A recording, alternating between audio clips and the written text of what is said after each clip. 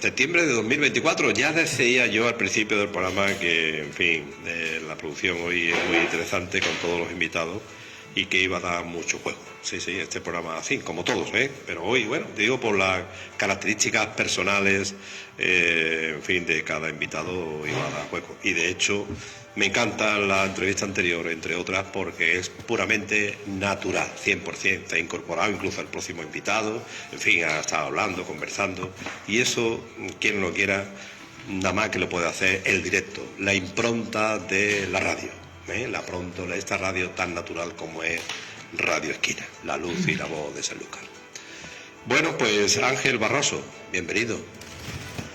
Representante de Ecologista Nación.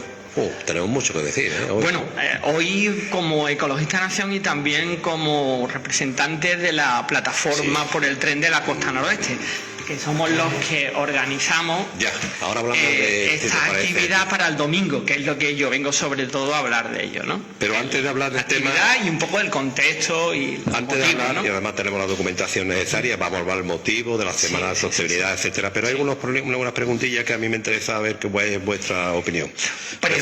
Recientemente hubo un consejo local de medio ambiente. Sí, el día 11. Conclusiones de esa reunión. Bueno, pues una conclusión muy positiva. Bueno, primero la recuperación del Consejo, porque es el primer Consejo de este año y teóricamente habría que tener una reunión del Consejo cada 2 meses, ¿no? Y nos hemos llevado pues bastante, más de 2 meses la última fue en enero, ¿no? Y la siguiente estaba prevista en mayo y no ha podido ser hasta ahora, ¿no? Pero bueno, hemos recuperado, había voluntad de que siga funcionando y eso es positivo. Y después, del contenido, lo más positivo es que presentamos una guía para la elaboración de una ordenanza de arbolado. La decisión de aprobar una ordenanza de arbolado urbano se tomó en el anterior consejo, en el de enero, y ahora nosotros presentamos en este consejo, nosotros digo Ecologistas de Nación, presentamos una guía así sintética de unas pocas páginas con las cosas esenciales que consideramos que desde el punto de vista ecológico debe contener una ordenanza. Entonces las explicamos, hubo preguntas y tal, y se votó en el consejo y se aprobó. Nadie se abstuvo, nadie se opuso, nadie votó en contra, hubo abstenciones y votos afirmativos. Entonces esa guía la asume el Consejo, ¿no?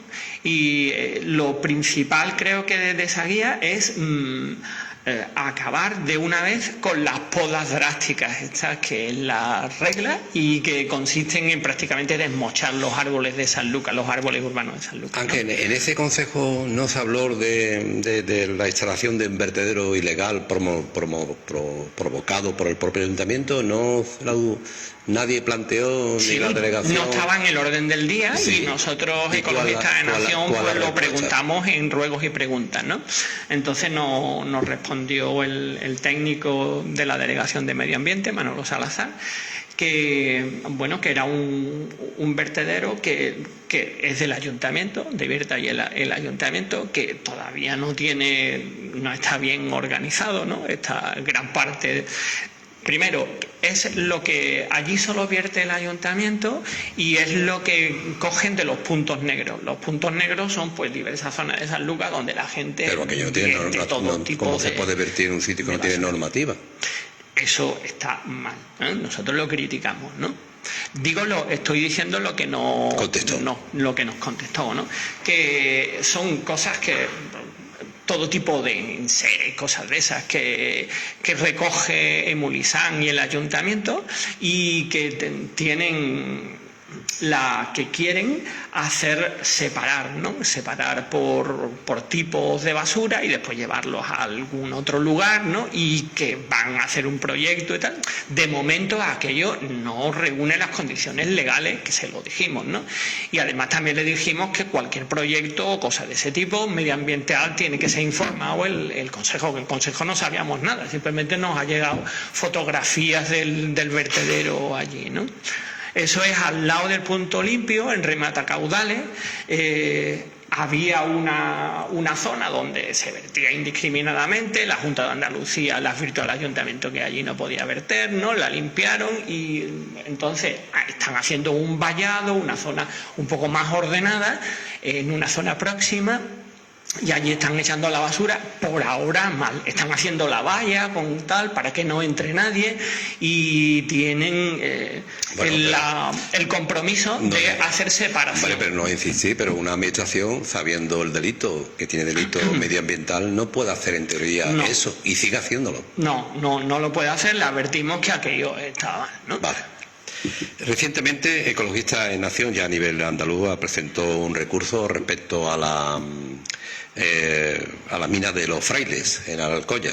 Ese recurso ha dado efectivo porque falta autorización, ¿no? Autorización ambiental, creo que se llama, ¿no?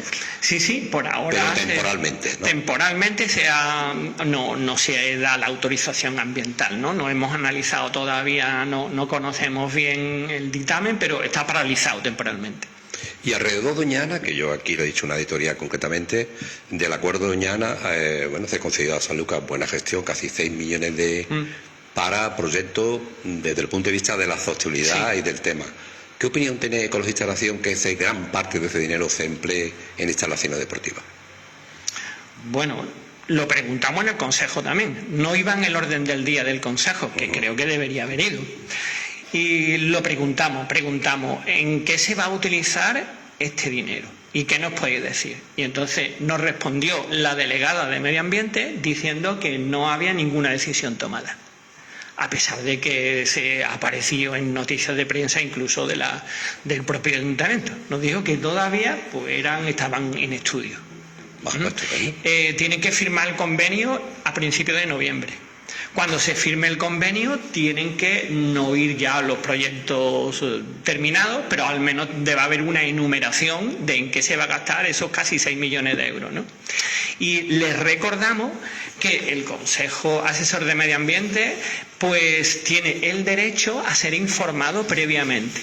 El Consejo Asesor de Medio Ambiente no es un órgano vinculante, pero sí tiene el derecho de ser informado, de recibir información sobre todos los proyectos medioambientales que se hagan a nivel local y a su vez el derecho de informar. Y si el realmente... propio, que no es lo mismo, ser informado el Consejo y el Consejo dar un informe. Si realmente, como han anunciado, incluso verbal y en nota de prensa, esos dineros esté proyectado para lo que determinan, ¿qué opinión tiene Ecologistas en Acción? Bueno, para instalaciones deportivas, así puesto directamente, no nos parece bien. Ahora, si se trata de utilizar pues parte del techo de las instalaciones deportivas, por ejemplo, para hacer para poner instalaciones fotovoltaicas, pues municipales, no nos parecería mal, ¿no? Uno de los problemas que tenemos en la emergencia climática es que hay que reducir las emisiones, ¿no? Pero placas, no gradas, ¿no? Las placas claro, las gradas no nos parecería bien, pero se ha hablado también de que los voladizos de algunas instalaciones deportivas o en los techos, no sé, pues poner instalaciones fotovoltaicas municipales. Entonces eso sí podríamos verlo interesante. Bueno. No obstante, te repito, que nos respondió que no han tomado ninguna decisión, y eso lo dijo allí, está en el acta, la delegada de Medio Ambiente. Se ha manifestado a través de nota de prensa del ayuntamiento y verbalmente por parte del primer teniente de alcaldesa, o sea que... Pues ahí hay un poco algo contradictorio. Vale. Habéis planteado esta Semana Europea de Movilidad del 16, el lunes pasado, hasta el 22 de septiembre. ¿En qué consiste esta semana, Ángel? Bueno, la Semana Europea de la Movilidad Sostenible es una iniciativa institucional de la Comisión Europea, el Gobierno de Europa, y que asume también el Gobierno de España, el Ministerio de Transición Ecológica, ¿no? Y que consiste en diversas actividades institucionales. Se invita a los ayuntamientos, también se invita a las ONG, a las asociaciones medioambientales, a que realicen diversas actividades durante esta semana para informar y concienciar tanto a la población como a los propios gobiernos de la administración, sobre todo a los gobiernos locales que tienen competencias, para hacer una movilidad, conseguir una movilidad más sostenible. ¿Qué significa esto en plata, concretamente? Básicamente es reducir el tráfico de coches privados y sustituirlo por transporte público, más y mejor transporte público, vehículos limpios, personales, fundamentalmente bicicletas, tanto convencionales como eléctricas, y otros nuevos vehículos como los patinetes, que también son eléctricos o parecidos, pequeños vehículos eléctricos, ¿no? Y también los desplazamientos peatonales o a pie. Para eso hay que hacer infraestructuras y hay que hacer gastos en mejor transporte público, en carriles bici, en peatonalización y también en restricción para los coches. Mucha gente dice, bueno, pero ¿y el derecho a la libertad de desplazamiento en nuestro coche? Bueno, la libertad de uno acaba donde empieza los derechos y las libertades de otras personas, ¿no? Entonces, el contexto de esto es que los coches, son cifras oficiales, los coches ocupan el 70% del espacio público, que no es de las personas privadas, es público, o en todo caso es de los ayuntamientos y de toda la población, ¿no? Y que el tráfico rodado, que produce también beneficios, pero al mismo tiempo el tráfico rodado produce contaminación, accidentes y sobre todo muertes prematuras. La Agencia Europea de Medio Ambiente, en base a los estudios del Instituto Carlos III, que es la principal referencia científica en medicina sobre este tema, pues las últimas cifras que dan es 21.000 muertes prematuras en España por la contaminación atmosférica, de las cuales la mayor parte están producidas por el tráfico urbano de los coches y de los furgonetas y todas esas cosas, ¿no? Y dirá, pero bueno, ¿cómo van a ser los coches causa de todas estas cosas? A ver, la explicación es que en su mayor parte se producen por agravamientos de enfermedades previas que tienen las personas, sobre todo personas de edad o que tienen enfermedades respiratorias, cardiovasculares, y que se demuestra que se agravan por la contaminación atmosférica, y en 21.000 casos producen las muertes anuales, ¿no? Eso es 12 veces el número de muertes en accidentes de tráfico. Así que estamos hablando de un problema de salud pública de gran importancia, ¿no? El domingo, concretamente el día 22. Y perdona, lo último sí. Es que el transporte es el sector que más emisiones de gases de efecto invernadero, sobre todo CO2, produce. Aproximadamente el 30%, casi un tercio. Y ese transporte, en gran parte, es dentro de las ciudades. Lo que pasa es que también habría que trabajar, como tú bien dices, la combinación, porque bueno, las personas con mayores, movilidad reducida, que se tengan que mover por la ciudad, por supuesto que sí, no se trata de prohibir el coche en la ciudad. Ahora se trata de hacer posible que la gente tenga alternativas más ecológicas, más saludables, más prácticas, y más seguras también de desplazamiento, ¿no? No vamos a prohibir y menos que la gente vaya a su trabajo o a su centro de salud, por supuesto que sí, pero que el coche se haya adueñado de la ciudad tiene estos efectos, y estos efectos, estamos en una emergencia climática ya. O sea, las inundaciones que se están produciendo en Centro Europa son las mayores inundaciones en 30 años, con miles de millones de euros de pérdida. Estaba escuchando esta mañana con más de 20 muertos. Los incendios que actualmente se están produciendo en Portugal, también, pues varias víctimas y pérdidas económicas, tanto públicas como privadas, enormes, ¿no? Y eso es responsabilidad del cambio climático. Y lo que nos dicen los científicos es que esto irá a peor si no tomamos medidas drásticas. ¿Y cuáles son esas medidas drásticas? Pues son reducir de aquí a 2030 a la mitad las emisiones. Entonces el gobierno está obligado, o los gobiernos están obligados a reducir las actividades que emiten en mayor medida esos gases invernaderos. Y la primera es el transporte. La semana está programada, pero el día 22 hay un acto concreto que solicitáis la participación de mucha gente, ¿no? Sí, sí. ¿Vale? ¿En qué consiste esta petición? Bueno, pues el acto es la tradicional marcha tranquila en bicicleta para gente de todas las edades, que hacemos todos los años, Ecologista Nación, ¿no? Y otras asociaciones, pero que este año pues la convoca fundamentalmente la plataforma por el tren de la costa noroeste. Nos hemos puesto aquí, por ejemplo, el logo de Ecologista Nación, porque Ecologista Nación Ecologista Nación y 14 organizaciones más estamos dentro de la plataforma de la costa noroeste, ¿no? Y pues sumamos, como está la plataforma del tren, a este año sumamos a la tradicional marcha en bici para todas las edades, ¿no? Tranquilamente vamos a ir despacito, con seguridad por el casco urbano, sumamos un paseo en el tren turístico, en el trenecito, que entre todas las organizaciones, pagando nuestro dinero, lo hemos alquilado, y entonces pues invitamos a gente, a todos los sanluqueños y las sanluqueñas que tengan sensibilidad por este tema, a que vengan con nosotros y que participen y se monten en el trenecito, o traigan su bicicleta o su patinete o su pequeña moto eléctrica, los vehículos no contaminantes. El trenecito simboliza nuestra reivindicación por un tren para Sanlúcar y para la costa noroeste, y entre todos presionemos a las administraciones públicas para conseguir una movilidad tanto urbana como interurbana más ecológica, más saludable y más segura.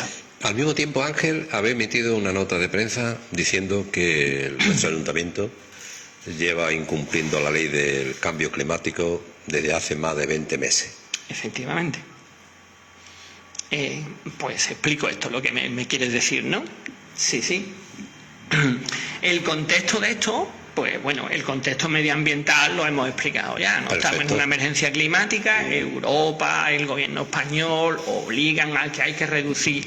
Si queremos frenar los efectos más devastadores del cambio climático, tenemos que reducir aproximadamente a la mitad las emisiones de aquí a 2030. Y 2030 está a la vuelta de la esquina, 5 años.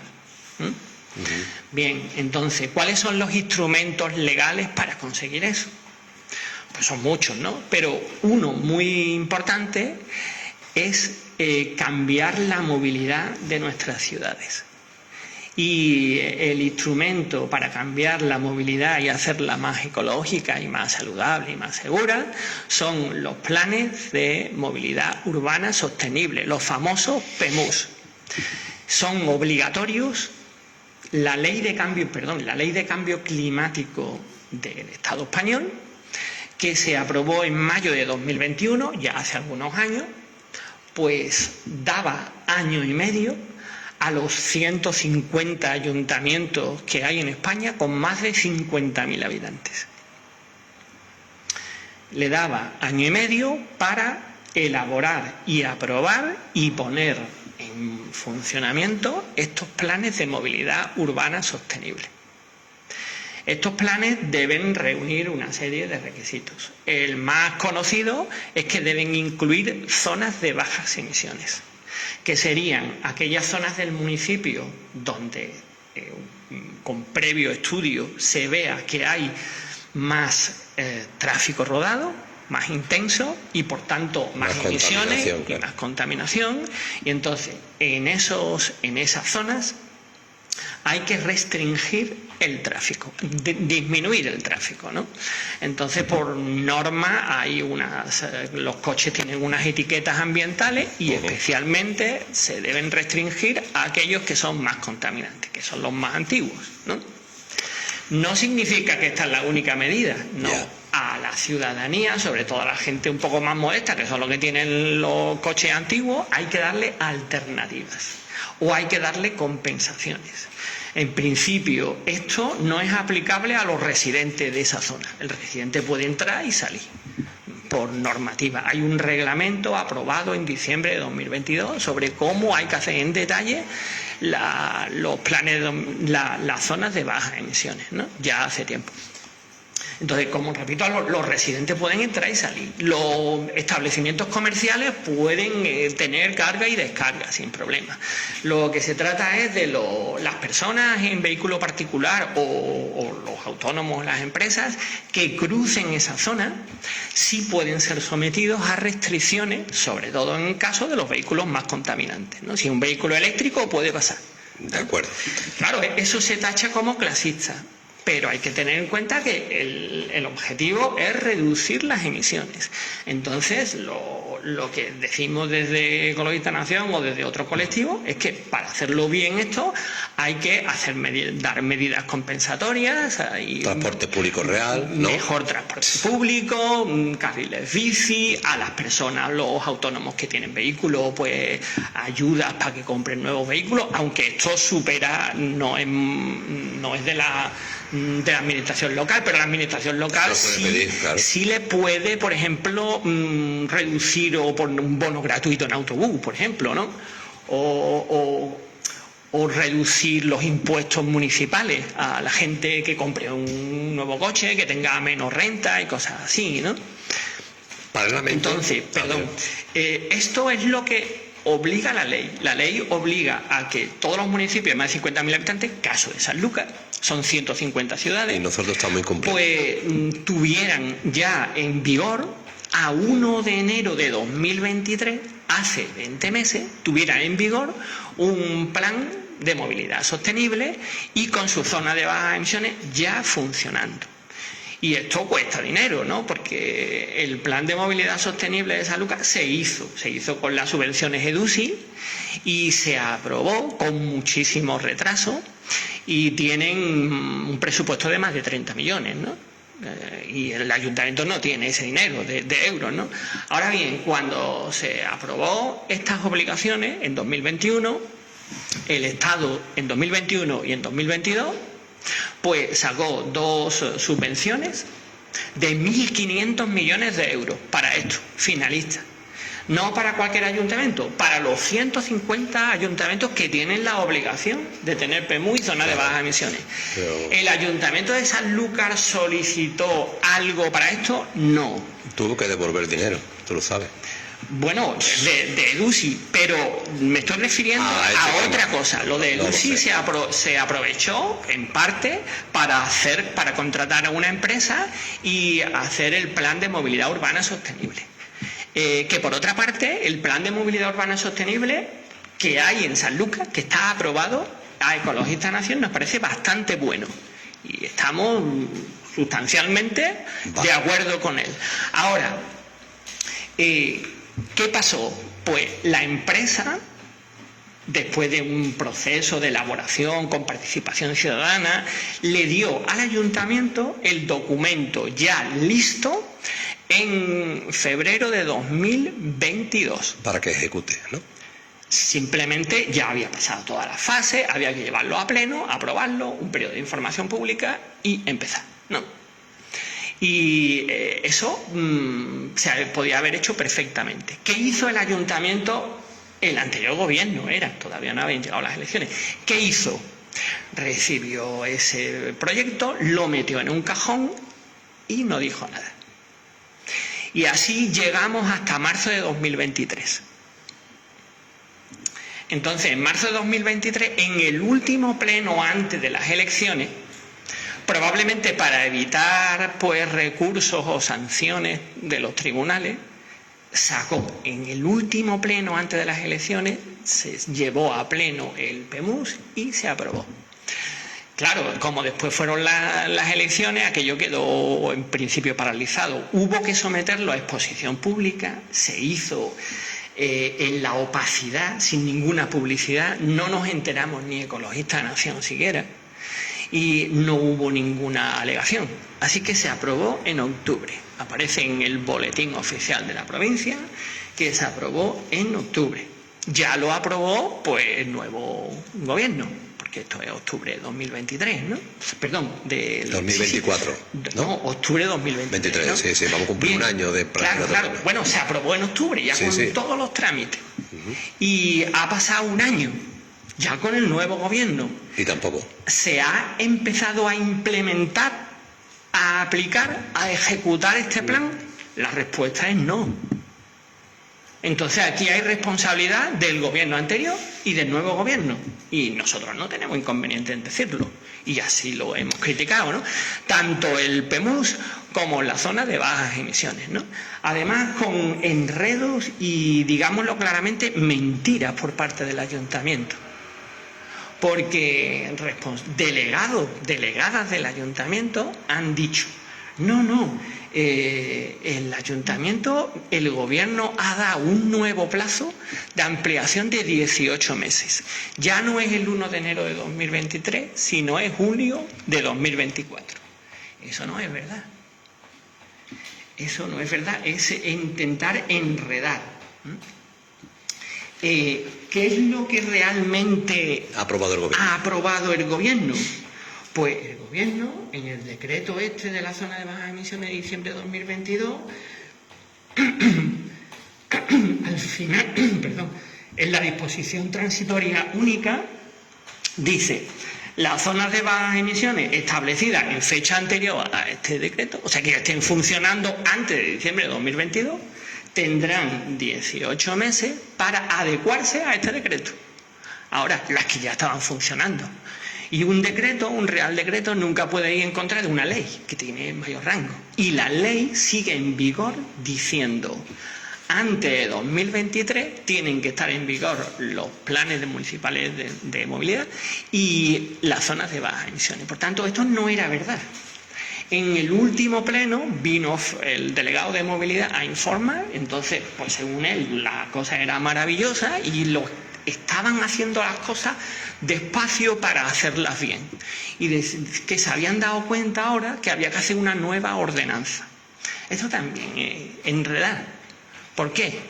Pues porque, claro, la regulación de la zona de bajas emisiones tiene categoría de ordenanza. Y la Federación de Municipios y Provincias publicó una ordenanza tipo pues a principios de 2023, antes siquiera de que el Ayuntamiento de Sanlúcar llevara a pleno el PEMUS y que incluía la zona de bajas emisiones. Así que esto lo saben desde hace más de un año y simplemente no hay voluntad política de hacerlo. ¿Y por qué no hay voluntad política de hacerlo? Bueno, eso deberían responder ellos, pero nuestra opinión es que, claro, entre mucha gente no es popular que te pongan restricciones a que tú vayas en coche a todos sitios, ¿no? Incluso, bueno, pues recientemente senadores del PSOE han llevado una moción al Senado instando a que los ayuntamientos que tienen obligación de hacerlo pongan ya de una vez, cumplan la ley y ejecuten los proyectos, aprueben e implementen los proyectos de zona de bajas emisiones, ¿no? Y entonces, ¿qué ha pasado en el Senado? Pues que PP y Vox han votado en contra y no ha salido esta moción, que tampoco era una cosa simbólica, ¿no? Porque la ley está ahí y obliga, ¿no? Esa es la circunstancia. La lástima es que un gobierno de izquierda pues se alinee con estas políticas negacionistas de PP y Vox. Lamentablemente. Ya para ir terminando, la última pregunta, Ángel. La plataforma por un tren público social y sostenible también hace el llamamiento a esta semana europea de la movilidad sin coche, pero bueno, es una plataforma que se está moviendo para el tren, recuperar un tren en nuestra zona. En fin, hasta ahora, con los pasos que ha pasado y las decisiones que te ha tomado, ¿cuál es la valoración que tú tienes de este proceso? ¿Cómo está la situación? Pues la plataforma se inició su andadura en 2022. 2022 hicimos una jornada en Sanlúcar que fueron muy bien, con una amplia participación y vinieron expertos, fue los sindicatos ahí en la calzada, ¿no? Y en 2022 hicimos una labor, creo que muy muy provechosa, ¿no? Porque hicimos jornadas de calle, notas de prensa, salimos a la calle a recoger firmas, ¿no?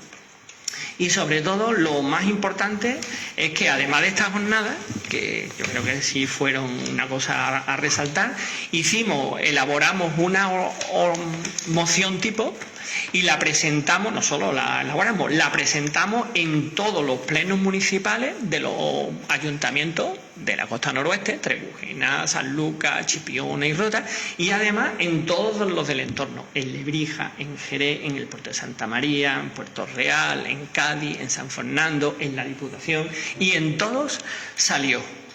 En varios de ellos por unanimidad y en los demás por mayoría, ¿no? Entonces esa ordenanza fundamentaba la necesidad de un tren por motivos ecológicos y también para cumplir una obligación de las administraciones con los ciudadanos de ofrecer una movilidad, un transporte sostenible a todo el mundo, especialmente a trabajadores y estudiantes que se tienen que desplazar diariamente a Cádiz o a Jerez y que no tienen un buen transporte. Decíamos que primero hay que mejorar el transporte de autobuses, pero que a medio plazo el transporte de autobuses, los autobuses no son suficientes. O sea, como decíamos antes, para frenar el cambio climático hay que reducir a la mitad las emisiones. O sea que más o menos tenemos que la mitad de los desplazamientos, siendo proporcional, la mitad de los desplazamientos en coche o en furgoneta hay que intentar llevarlos al transporte público. Y el autobús no puede, no tiene capacidad, el tren tiene mucha más capacidad y además también puede con las mercancías, ¿no?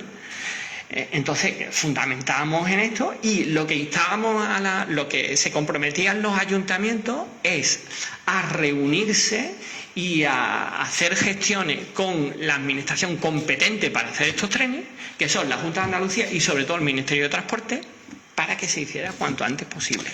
Y el primer paso, es hacer un estudio de viabilidad riguroso, porque mucha gente nos dice, bueno, pero esto valdrá miles de millones, esto es inviable. Nosotros creemos que no. Un ingeniero de la plataforma pues ha hecho una cosa a grosso modo que nos dice que podría ser unos pocos cientos de millones, 300 millones a lo mejor de euros, dinero importante, pero para una infraestructura tan necesaria como esta, que podría reducir, por poner un ejemplo, en la carretera que se quiere desdoblar, ¿no?, con Lebrija y con Sevilla, ¿no?, desde Las Cabezas hasta Sanlúcar, hay un tráfico de entre 11.000 y 15.000 vehículos diarios. Entonces, eso produce unas emisiones enormes, satura de coches completamente la costa noroeste. Si consiguiéramos que una parte significativa de esos viajes pasaran a un tren cómodo por precios razonables y que es ecológico y que es seguro, pues sería magnífico lo que hay que hacer. Muy bien, vamos terminando. Y ahora, para terminar, una petición personal a Ecologistas en Acción, ya que está en el Concejo y soy una organización que hace una labor bastante conmiante y en bien de todos, que si es posible, en estos dineros del fondo de Doña Ana, cuando os pregunte sobre los proyectos, si os pregunta, hombre, que propongáis que se acometa el arreglo del mirador del Quinto Centenario, es decir, lo que es de lo que se hizo allí en Camino de la Vía, a la izquierda de toda la vida, en lo alto de las cuevas, más o menos, sí. Y que por lo menos en esa mesa, por lo menos a mi petición vuestra, pero que os pido personalmente que planteéis un proyecto de recuperar aquella zona, ya que está realmente súper abandonada. Sí, nosotros ya lo hemos planteado. Más que de esa zona en concreto, lo que el plan EDUSI planteaba era una recuperación de la barranca, que es una zona natural que está dentro de la ciudad, y que además comunica con espacios naturales porque llega al Pinar de la Dinamita, ¿no? Y desde el Pinar de la Dinamita hay vías pecuarias que se recuperan si hay un corredor ecológico y para que fuera la gente en sus bicis, por ejemplo, con el Pinar de la Algaida, que es Parque Natural de Doñana, ¿no? Ese, tal como está el proyecto, tal como fue redactado, sin participación pública y además con opacidad casi total. Ese es un proyecto faraónico. Casi el 90% del dinero de EDUSI para la parte ambiental o ecológica se lo llevó ese único proyecto. Eso no tiene sentido, porque el proyecto EDUSI es para la ciudad, no para hacer un único parque lleno de cemento, con bares y con un mamotreto espectacular ahí para que la gente se asome, ¿no? Que fueron pues toneladas y toneladas de cemento que ahí están. ¿Y qué hacemos ahora? Pues ¿qué hacemos ahora? Nuestra propuesta es reformular el proyecto y hacer un parque que sea más ecológico y con mucho menos presupuesto y con mucho menos cemento y hormigón, sino un parque... ¿Entraría en los parámetros de la subvención de Doñana? Yo creo que sí, pero no se puede llevar la mayor parte.